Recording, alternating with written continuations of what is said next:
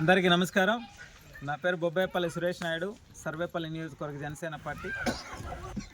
సర్వేపల్లి నియోజకవర్గంలో కూటమి ప్రభుత్వం ఏర్పడిన తర్వాత గిరిజన కాలనీలకు వెళ్ళడం, అక్కడ గిరిజనుల యొక్క సమస్యలను అడిగి తెలుసుకోవడం, స్థానికంగా ఉన్నటువంటి వాళ్ళకి రేషన్ కార్డులు ఉన్నాయా, ఆధార్ కార్డులు ఉన్నాయా లేవా కనుక్కొని వాళ్ళకి అందించే ప్రక్రియలో భాగంగా ఏదైతే సర్వేపల్లి గ్రామ పంచాయతీకి ఆనుకొని ఉన్నటువంటి ఈదగాల పంచాయతీ శ్రీకాంత కాలనీకి రావడం జరిగింది. ఇక్కడికి వచ్చి ఆధార్ కార్డుల గురించి వాటి గురించి అడగడంలో భాగంగా ఏదైతే 1వ తరగతి నుంచి 5వ తరగతి వరకు ఉన్నటువంటి ఆ స్కూల్ బిల్డింగ్ను చూసాం.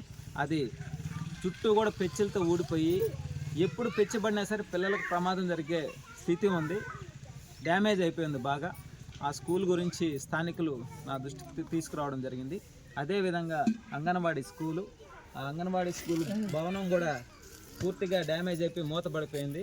ఆ అంగన్వాడీ స్కూల్కి సంబంధించి ఆ అంగన్వాడీ టీచరు రెంట్కి తీసుకొని ఆ పిల్లలందరికీ కూడా చదువు చెప్తుందని చెప్పారు.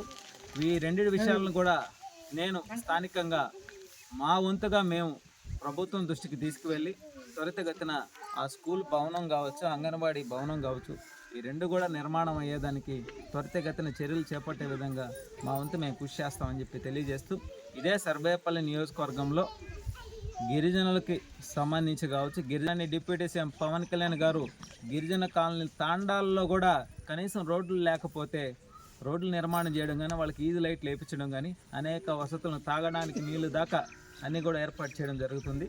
అందులో భాగంగా ఏదైతే కూటమిలో భాగంగా మా వంతు మేము గతంలో కూడా అనేక సందర్భాల్లో రేషన్ కార్డులు, ఆధార్ కార్డులు లేని గిరిజనులకు భీమీ అందించడం కానీ, వాళ్ళకి ఆధార్ కార్డులు, రేషన్ కార్డులు వచ్చేదానికి మా వంతు మేము ప్రయత్నం చేయడం కానీ జరిగింది.